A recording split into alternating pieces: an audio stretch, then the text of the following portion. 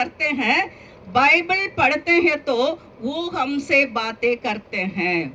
दोनों तरफ कार्य होना चाहिए, इसी तरीके से हमें ढूंढना है। क्योंकि हम प्रार्थना करना तो आसान काम हो जाता है, जहाँ गए कहीं भी बैठ के प्रार्थना कर लेंगे, लेकिन ये निकाल के पढ़ना हमारे लिए कठिन काम हो जाता है। मैं एक बात आपको समझाना चाहती हूँ, दो जन होंगे, चलते रहेंगे या बैठे रहेंगे, एक जन बात करती रहेगी या करता रहेगा, दूसरा सुनता रहेगा। ये क्या बोलेगा, अरे तू ही बात करता रहता है, मैं भी करूं, सुन लो। बोलेंगे या नहीं बोलेंगे? बोलेंगे ना। तो हम लोग क्या करते हैं, हे प्रभु मैं बोलती हूँ, बोलता है आप सुनते रहना, लेकिन आपकी वाणी में नहीं सुनने के लिए तैयार नहीं। ये सही बात है क्या? सही है? नहीं है ना। तो इसलिए हम प्रार्थना करते समय प्रभु से बात करते हैं, वो सुनता है, प्रार्थना सुनने वाला प्रभु है, तो वो उत्तर देता है, जवाब देता है। कैसे मालूम होगा? इसको निकाल के पढ़ना है, इसको निकाल के क्या करना है? पढ़ना है। कल भी बताई थी, इस वचन को पढ़ने वाले, सुनने वाले और मानने वाले धन्य है ना। यदि हम पढ़ नहीं सकते, सुन सकते हैं। सुनना भी है, वो कब है? सबसे पहला बहुमूल्य और शांति का समय है सुबह उठना, तड़के उठना, अंधेरा रहते ही उठना है। हम सुबह उठते ही अपना काम में लग जाते हैं और दिन भर कुछ ना कुछ काम करते करते रहेंगे, बाद में सोचते हैं कभी नहीं होता। रात होता है, काम करके थक जाते हैं, फिर आके ऐसे ही लेटते सो जाते हैं, कभी समय नहीं मिलेगा। इसलिए लिखा हुआ है, सुबह उठ के, तड़के उठ के सबसे पहला वही काम करना है। दोनों तरफ का काम होना चाहिए, बाइबल पढ़ना और प्रार्थना करना। इसी तरीके से ढूंढते हैं तो हम प्रभु हमसे मिलेगा, हमसे बातें करेगा, हमसे सिखाता है। कल भी बताई थी ना, क्या है? इस वचन को पढ़ने वाले क्या है? एक नाली के तरफ, मतलब बहती पानी के पास लगाया हुआ पेड़ के समान है, हरा भरा रहेगा, जो कुछ वो करता है वो सफल होता है। हमारे जीवन में ऐसे ही हमें प्रभु को ढूंढना है। तो सबसे पहले मत्ती के पुस्तक अध्याय 6 का 33 में इस प्रकार लिखा हुआ है, हम उसको पढ़ेंगे। मत्ती 6:33।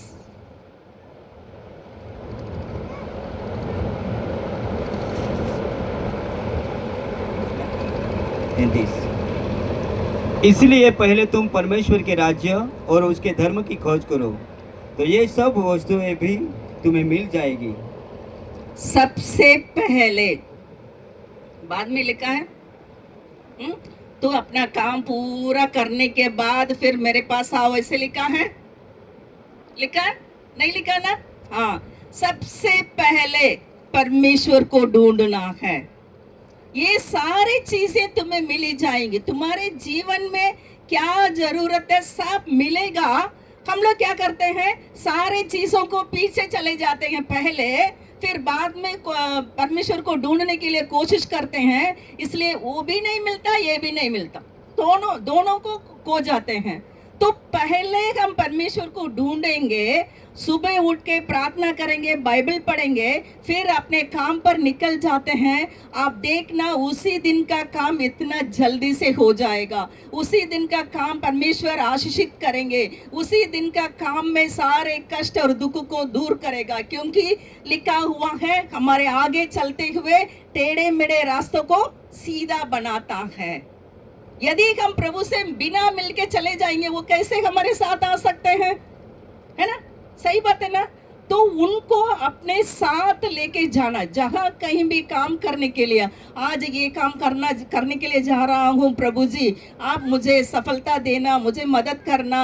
बल नहीं है, शक्ति नहीं है, ज्ञान नहीं है, बुद्धि नहीं है, ये पूरा मुझे आप दे दीजिए बोल के प्रार्थना करके, और बाइबल का वचन कम से कम एक अध्याय, नया नियम हो या पुराना नियम हो, तो पढ़ के आप जाएंगे, उसी दिन का काम में सफलता आप देख सकते हैं।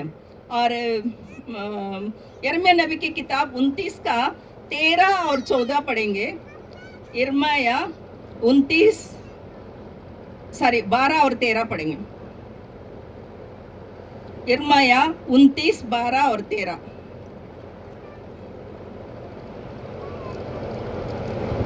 तब उस समय तुम मुझको पुकारेंगे और आकर मुझसे प्रार्थना करोगे और मैं तुम्हारी सुनूंगा। तुम मुझे ढूंढोगे और पाओगे भी, क्योंकि तुम अपने संपूर्ण मन से मेरे पास आओगे। अपने संपूर्ण मन से मेरे पास आओगे, ढूंढोगे, मैं तुमसे मिला करूंगा। परमेश्वर का वायदा। कभी वो झूठ बोलता है? कभी नहीं बोलता। मरियम मगदलीनी से मिला, एक साधारण औरत थी, है ना, और उनसे दुष्ट आत्मा पीड़ित औरत थी, अनपढ़, वो पढ़ी लिखी नहीं थी, लेकिन क्यों यीशु मसीह उनको जी उठ के पहला दर्शन दिया?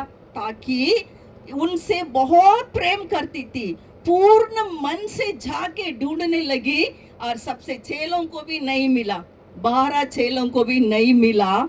एक महिला को प्रभु यीशु मसीह जिनसे अधिक प्यार करती थी और पूर्ण मन से ढूंढती थी, इसलिए उनसे मिला। हम भी अपने संपूर्ण मन से सारे कार्य को छोड़कर, सुबह का समय है, हमारा दिमाग भी बहुत ठीक रहता है ना, सुबह उठ के उसके बाद ही वो कार्य ये है, पूरा सुनते सुनते पूरा भर जाता है। उसके पहले हम सुबह उठ के ही हमारा परमेश्वर से मिलना है। वो कहता है मैं तेरे लिए बहुत बड़ी बड़ी योजना रखा हूँ। अभी हमने पढ़ा ना, यिर्मयाह नबी की किताब 29 का 11 में लिखा है, मैं योजना कल्पना मैं तेरे लिए रखा हूँ, वो तुम्हारे हानि के लिए नहीं, तुम्हें कष्ट या दुख देने के लिए नहीं, लेकिन तुम्हें आशीष देने के लिए और उज्जवल भविष्य बनाने के लिए मेरे पास बहुत सारे प्लान्स हैं और बहुत सारे योजनाएं हैं। यदि उनसे हम नहीं ढूंढेंगे, वो कैसे बताएंगे हमको, कैसे अपने जीवन में करेंगे, हमारे जीवन में करेंगे। इसलिए हम जाके सबसे पहले उनसे मिलना है, ढूंढना है, वो हमारे लिए बताएंगे, आशीष हम उनसे जरूर प्राप्त करेंगे। भजन संहिता 34 का 4 से 8 तक पढ़ेंगे। भजन संहिता 34 4 से 8 तक। मैं यहोवा के पास गया, तब उसने मेरी सुन ली और मुझे पूरी रीति से निर्भर किया। जिन्होंने उसकी ओर दृष्टि की उन्होंने ज्योति पाई और उनका मुंह कभी काला न होने पाया। इस दिन जन ने पुकारा, तब यहोवा ने सुन लिया और उसको उसके सब कष्टों से छुड़ा लिया। यहोवा के डरवैयों के चारों ओर उसका दूत सामने किए हुए उनको बचाता है। चख कर देखो कि यहोवा कैसा भला है, क्या ही धन्य है वह पुरुष जो उसकी शरण लेता है। कितना अच्छा बताया गया है परमेश्वर हमें क्या करना है। जो उन्हीं को ढूंढ के जाते हैं, उन लोग पूरी तरीके से भय डर से मुक्त हो गए हैं। मतलब इतना डर भय रहता है तो परमेश्वर वो सारे डर भय को दूर करता है, हमारे मन से, हमारे जीवन से दूर कर देता है। और जितनों ने उनको वो देखा, मतलब उनको ढूंढा, उनके पास गए और उन लोग ज्योति पाई। हम परमेश्वर के सम्मुख में बैठते हैं, बाइबल पढ़ते हैं, प्रार्थना करते हैं, अपनी रोशनी हमारे चेहरे पर चमकाता है, सच में चमकाता है। दूसरे लोगों को देखो, और जो इतने कष्ट और दुख से भरे रहते हैं, उनका चेहरा तो ऐसे ही कैसे रहता है, उतारा हुआ रहता है। लेकिन परमेश्वर को ढूंढते हैं, उनसे प्रार्थना करते हैं, ज्योति पाते हैं, हमारे चेहरे पर चमक आती है बोल के लिखा। अपनी रोशनी हम पर चमकाता है। हमारा चेहरा कैसे होगा? चमकता है। कई लोग, स्त्रियां कहाँ जाते हैं? ब्यूटी पार्लर जाते हैं। क्या है, अपने जहाँ जवान लड़कियां नहीं है, कहीं महिला जानती है जो ब्यूटी पार्लर जाती है अपने चेहरे को चमकाने के लिए। जरूरत नहीं, कहाँ जाना? यीशु मसीह के चरणों पर जाएंगे, हमारा चेहरे पे क्या आएगी? चमक आती है। उसके लिए कोई पैसा खर्च नहीं करना, सिर्फ समय बिताना है। और दूसरों के सामने हमें क्या है, परमेश्वर हमें क्या करेगा? आशीष देगा। और लिखा है परख कर देखो, चख कर देखो कि यहोवा कैसे भला है। यदि हम इस प्रकार उनके चरणों पर बैठ के प्रार्थना नहीं करेंगे, वचन को नहीं पढ़ेंगे, अपने जीवन में अनुभव नहीं करेंगे, तो फिर कैसे हम बोल सकते हैं या अपने जीवन में अनुभव कर सकते हैं कि वो कैसे भला है। चख कर देखना है। अब देखिए, एक फल, अभी भी आपको एक फल दिया, मीठा लगा? मीठा था या खट्टा था? मीठा था। तो कैसे पहले मालूम पड़ा? खाने के बाद ही मालूम पड़ा। पहले ऐसे दिखाते रहेंगे, आप बोल सकते हैं ये मीठा है? या एक बहुत अच्छा आम लेकर आएंगे, बहुत सुंदर है, हाँ आम है आपको चाहिए, हाँ बहुत अच्छा लगेगा, लेकिन जब तक उसको खा के नहीं देखेंगे तब तक मालूम नहीं पड़ेगा कि वो मीठा है या खट्टा है। वैसे ही हमारा परमेश्वर जो भी बताता है, वचन पढ़ो, ढूंढो, जैसे मरियम मगदलीनी करती थी, आशीष प्राप्त करी, वो चख कर देखी अपने जीवन में। हम भी चख कर देखना है कि यहोवा कैसे भला है। आज इसे हम सब निर्णय लेंगे। ये नहीं सोचना है कि मुझे पढ़ना नहीं, लेकिन बार बार मैं बताती हूँ, हम सुन सकते हैं, वचन सुन सकते हैं, इसलिए रोज हमें ढूंढना है। देखिए, आज खाना खाएंगे, आज एक दिन पूरा खाना खा के एक हफ्ता तक रह सकते हैं क्या बिना खा के? हाँ, हम सोचेंगे ठीक है, घर में खाना बनाया, पूरे परिवार खा लिया, अरे आज तो खाना खा लिए, अभी क्यों रोज रोज खाना बनाना है? सोचते या नहीं सोचते? यदि ऐसे होता तो सारी महिलाएं सोचती है बहुत अच्छा काम है। ऐसे हम नहीं जी सकते, क्योंकि बच्चों को खिलाना है, हमें भी खाना चाहिए, ताकत मिलना है।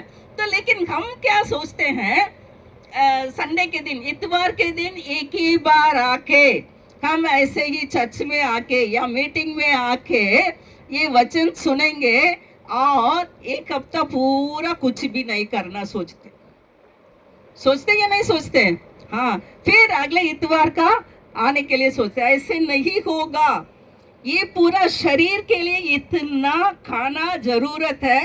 कल मैं बताई थी, आत्मा का भोजन है बाइबल का वचन, रोज लेना है। ठीक है, इस बात को आप याद रखिए। ठीक है, दूसरी बात, उस मरियम मगदलीन के जीवन से हम क्या सीखते हैं, उसको यूहन्ना अध्याय 20 में हम पढ़ते हैं। यीशु मसीह उनसे बताया, 20 का 16 वचन,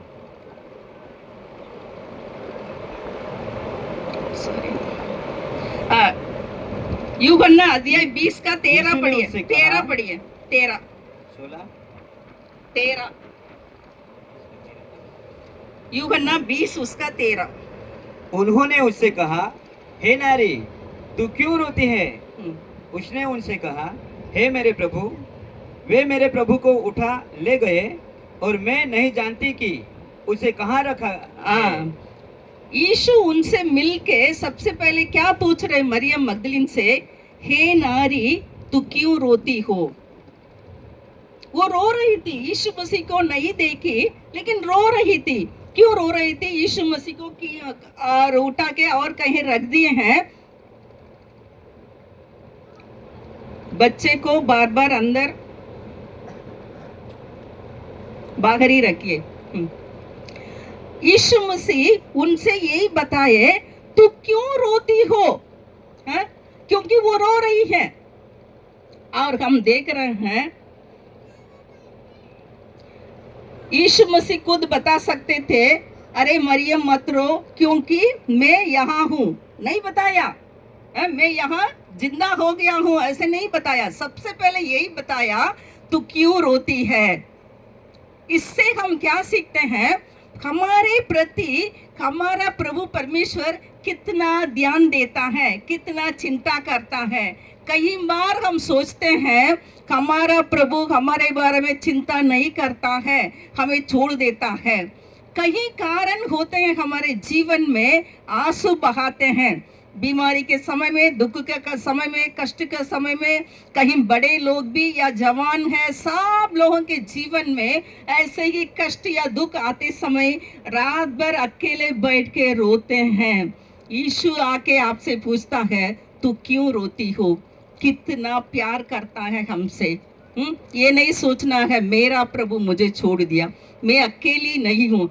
मैं बार बार आपको मैं बताती हूँ, यीशु मसीह आपके साथ है।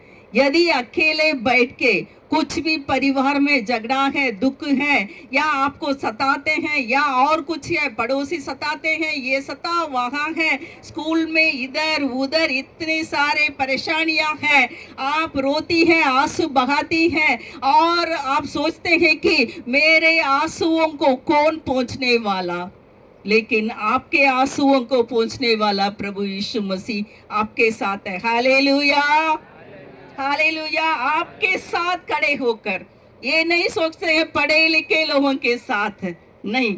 मरियम मगदलीनी एक साधारण महिला थी, अनपढ़ थी, उनके प्रति अकेले रो रही थी।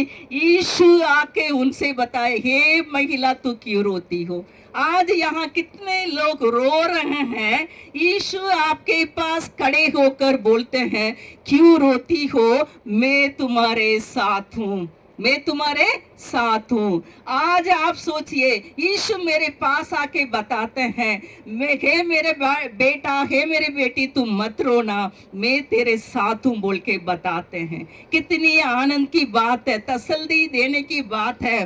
प्रभु यीशु मसीह आपके साथ है। आज ऐसे आप महसूस करना, आज ऐसे समझना, यीशु मुझसे बहुत प्यार करता है, इसलिए मेरे पास आके ऐसे कहता है, तू क्यों रोती हो? मैं हूं तुम्हारे साथ, मत डरना, मत रोना। उनके हाथ को बढ़ा के आपके आंसुओं को आज यीशु पोंछ रहा है। हालेलुया। आज से आपका आंसुओं को वो निकाल देता है। हालेलुया। इस बात को, वही है हमारा प्रभु यीशु मसीह, वो अलग से नहीं, हमारे साथ रहना चाहता है। हमारे हर दिन, सुबह हो या शाम हो, रात हो, वो प्रभु यीशु मसीह आपके साथ रहना चाहता है। कई लोग गवाही दे सकते हैं, हम कई सालों से प्रभु यीशु मसीह को सेवा कर रहे हैं, हमारे जीवन में भी कष्ट आया, दुख आया, ऐसे आया। 4 साल के पहले मेरे जीवन में भी ऐसे, मतलब कुछ समझ में नहीं आ रहा है मुझे क्या हो गया है बोल के, और क्योंकि वो डॉक्टर एक गलत दवाई देने के कारण मेरे शरीर में इतना कमजोरी आ गई है, बहुत कमजोर हो गई थी, और मुझे ऐसे लग रहा था ये उठाने के लिए भी मेरे हाथ में सामर्थ नहीं था, यहाँ से वहाँ तक मैं चल नहीं सकती थी, और कुर्सी पर बैठी रही, और मेरे अंदर ऐसे लग रहा था सब कुछ निकल गया, और इतना बोल रही हूँ, उस दिन मुंह खोल के बोल नहीं पाई, और मेरे पति के पास लिख के मैं बोल रही थी। उस समय वो गुस्सा भी हो गए थे, लेकिन इतना कमजोर हो गए थे, उसी समय में इतना आंसू बहाते बहाते प्रार्थना कर रही थी, ये बाइबल उठा नहीं पा रही थी। रोज बाइबल पढ़ती हूँ, बिना बाइबल पढ़ के मुझे रह नहीं सकता, बाइबल उठा नहीं पा रही है, मैं रो रही थी, प्रभु क्या हो गया मेरा। और कहीं डॉक्टर के पास जाके दिखाए, 8 इतना स्पेशलिस्ट डॉक्टर के पास, सब लोग बोले नॉर्मल है, कुछ भी नहीं है, हार्ट का, किडनी का, सब पूरे शरीर का जांच हो गया, और कोरोना का भी जांच हो गया, पूरा नॉर्मल रिपोर्ट दे दिए, पता नहीं क्या हो गया। बहुत रो रही थी, रात में ऐसे ही 1-1:30 बजे तक मैं रोती रही, आंसू बहाती रही, ऐसे कई बार हो गया था। उसी दिन मेरा सांस, बस यही आखिरी सांस है, मेरे जीवन खत्म हो जाएगा, लेकिन उसी समय प्रभु यीशु मसीह आके मुझे जिलाया। हालेलुया। और आज इतना मैं खड़े होकर बोल सकती हूँ, फिर से वो सामर्थ मुझे दिए हैं।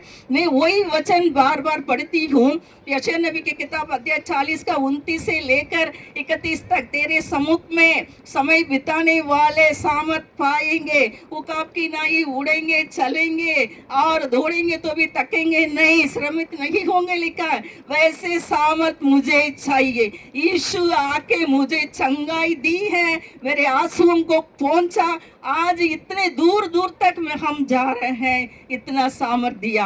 आप लोगों को भी प्रभु यीशु मसीह जरूर देगा।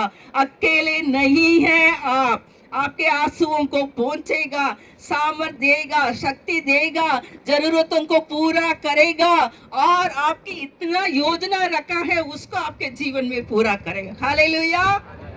इसलिए चिंता करने का जरूरत नहीं। बार बार उन्होंने कहा मत डर मत डर, उसको याद रखिए। आप डॉक्टर के पास जाएंगे तो कमजोरी के लिए एक टॉनिक का खुराक लेने के लिए बताते हैं या एक गोली लेने के लिए बोलते हैं, है ना। तो वैसे ही हमारा वैद्यों का वैद्य है, हमारे जीवन के बारे में चिंता करने वाला हमारा प्रभु यीशु मसीह सारे संसार के डॉक्टरों के ऊपर भी महान डॉक्टर है। वो कहता है रोज एक गोली लेना है। कौन सा गोली लेना है? मत डर। क्या लेना है? मत डर। मतलब यीशु ने कहा मत डर बोल के मुझे बताया, रोज अपने आप को बताना चाहिए मत डर। कहाँ है? मैं तेरे साथ हूँ, मैं कभी नहीं छोड़ूंगा, कभी नहीं त्यागूंगा। जैसे वो गीत जानते हैं ना, जैसे माता संभालती है वैसे मैं तुम्हें संभालूंगा। कैसे संभालने वाला परमेश्वर? माता कैसे संभालती है वैसे हमें संभालने वाला परमेश्वर। कभी नहीं छोड़ूंगा, कभी नहीं त्यागूंगा, है ना। सोचिए यदि आप लोग यहाँ बैठे हैं, आपके बच्चा बेटा वहाँ रो रहा है, बेटी रो रही है, दूसरों को सुनाई नहीं देगा, सिर्फ माता को ही मालूम पड़ेगा मेरा बच्चा रो रहा। दूसरा पहचानेंगे क्या? नहीं। वैसे ही हमारा प्रभु हर एक के बारे में इतना ध्यान देता है। आपकी आवाज, आपके कष्ट को वो पहचानता है और बोलता है मत रोना, तुरंत दौड़ के आता है। इसलिए मत डर मत डर। और तीसरी बात हम इनके जीवन से हम क्या सीखते हैं, आगे वही है यूहन्ना अध्याय 20 का वचन 16 पढ़ेंगे। 20 का 16। यीशु ने कहा मरियम। उसने पीछे मुड़कर उससे इब्रानी में कहा रबूनी, अर्थात हे गुरु।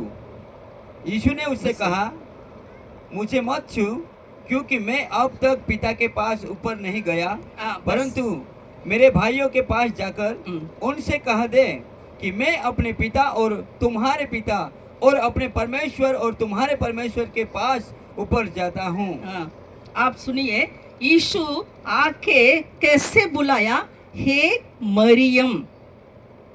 पहले बताए हे नारी क्यों रोती हो, फिर नाम लेकर बुलाते हैं।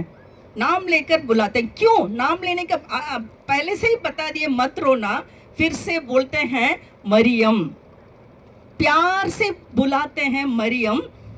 मरियम बोल के नाम लेकर पुकारते हैं। तो वैसे ही हमारा हरेक का नाम प्रभु जानता है, हरेक का नाम जानता है। यहाँ मैं खड़ी हूँ, आप लोगों का नाम नहीं जानती हूँ, है ना। सिर्फ चेहरों को मैं देख रही हूँ, आपका मन में क्या है कुछ भी मैं नहीं जानती हूँ। लेकिन हमारा परमेश्वर, हमारा प्रभु, हमें जो बनाया सबका नाम जानता है। इसलिए मैं बार बार कहती हूँ, यीशु का वचन है मैं तुम्हें कभी नहीं भूलूंगा, कभी नहीं त्यागूंगा, कभी नहीं छोड़ूंगा। हमारा नाम या हमारा चित्र कहाँ पर है? उनका हथेली पर है, हाथ में बनाया हुआ है। यशायाह 49 का 16 में लिखा हुआ है ना। हमारा हरेक का चित्र, हरेक का चेहरा, हरेक का बारे में अपने हथेली पर उन्होंने खोद कर बनाया है। उनके हाथ से कोई भी छीन नहीं सकता, कोई भी छीन नहीं सकता। हम यहाँ पर है तो रोज हमें स्मरण करता है, भूलता नहीं, हमें भूलने वाला नहीं, हरेक का नाम जानता है।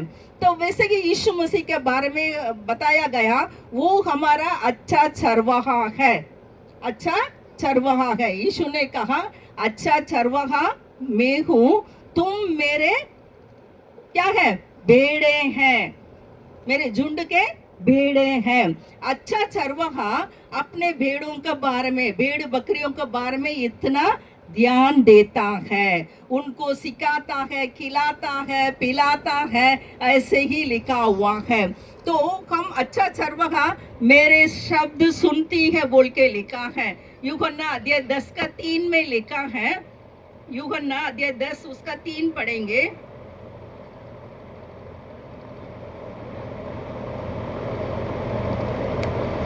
यूहन्ना 10 का 3।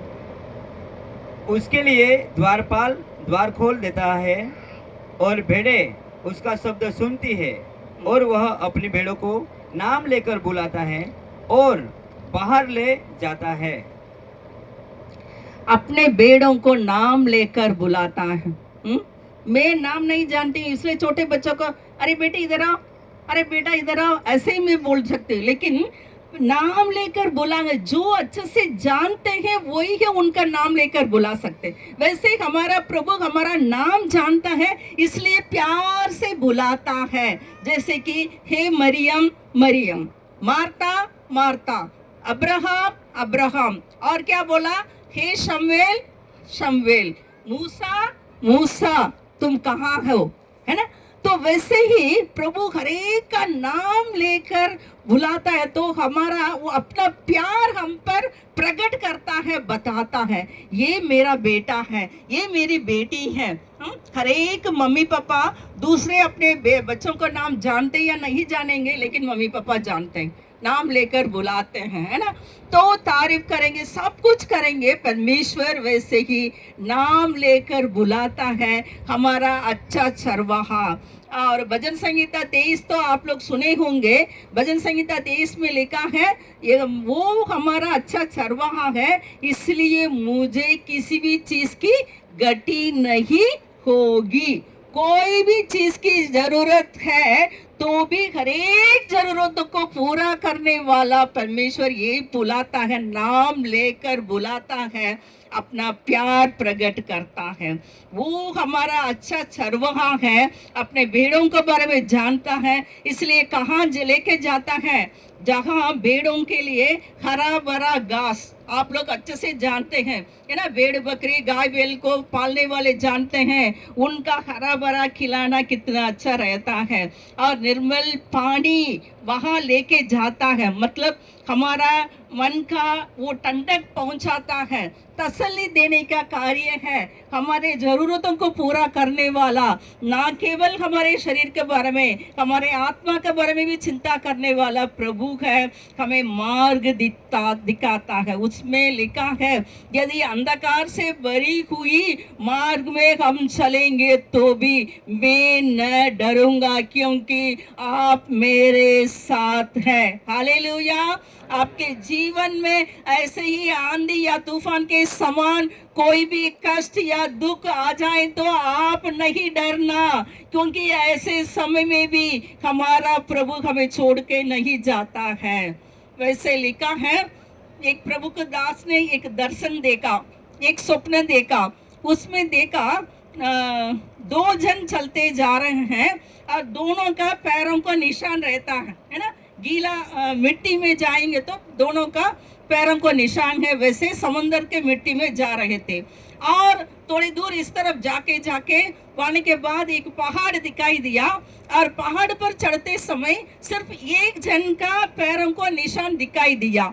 तो ये प्रभु का दास पूछ रहा है परमेश्वर से, ये क्या है प्रभु। तो प्रभु ने बताया, देखो बेटा, जब तू चलता था मैं भी तुम्हारे साथ साथ चलता हूँ। तो वो बहुत खुश हो गया। हाँ, जैसे वचन में लिखा है, प्रभु आप मेरे साथ साथ चलते थे। हाँ, ये बहुत खुशी की बात है। लेकिन जब पहाड़ पर चढ़ एक ही पैरों का निशान दिखाई दे रहा है, प्रभु मैं पहाड़ पर चढ़ते समय आपने मुझे छोड़ दिया, आपने मुझे छोड़ दिया। आपने बताया मैं साथ साथ चलता था, मैं पहाड़ पर चढ़ता था और वहां तो आपने छोड़ दिया क्योंकि एक ही जन का पैरों को निशान दिखाई दे रहा है। तब प्रभु ने कहा, बेटा मैं समझाता हूँ, पहाड़ पर चढ़ते समय तू चढ़ नहीं सका, इसलिए मैं तुझे अपने कंधों पर लेके मैं चल रहा था, मेरे पैरों का निशान है वो। हालेलुया। जब हम अपना बोझ नहीं उठा सकते हैं, प्रभु हमारा बोझ उठाता है। हम चल नहीं पाते हैं, हमें अपने कंधे पर लेके जाते हैं। हालेलुया, वही है हमारा प्रभु। तो मरियम मगदलिनी के जीवन में प्रभु यीशु मसीह इसी पर सिखाया कि कैसे वो उनसे प्रेम करती थी, और प्रभु यीशु मसीह भी उनको अपने प्रेम दिखाया। इतना प्रभु हमारा अच्छा चरवाहा है, हमें हर एक जरूरतों को पूरा करेगा। कष्ट और दुख के समय में हमें अपने कंधों पर लेके चलेगा, तसल्ली देगा, आंसुओं को पहुंचेगा। इसलिए आप लोग चिंता नहीं करना, नहीं डरना। आखिरी में एक बात है मरियम मगदलिनी के जीवन से सीखने के लिए, हम एक वचन निकाल के पढ़ेंगे।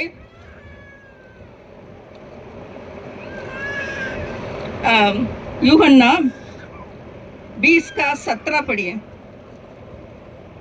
यीशु ने उससे कहा, मुझे मत छू, क्योंकि मैं अब तक पिता के पास ऊपर नहीं गया, परंतु मेरे भाइयों के पास जाकर उनसे कह दे कि मैं अपने पिता और तुम्हारे पिता और अपने परमेश्वर और तुम्हारे परमेश्वर के पास ऊपर जाता हूँ। मार्कुस अध्याय 16 का 10 भी पढ़िए।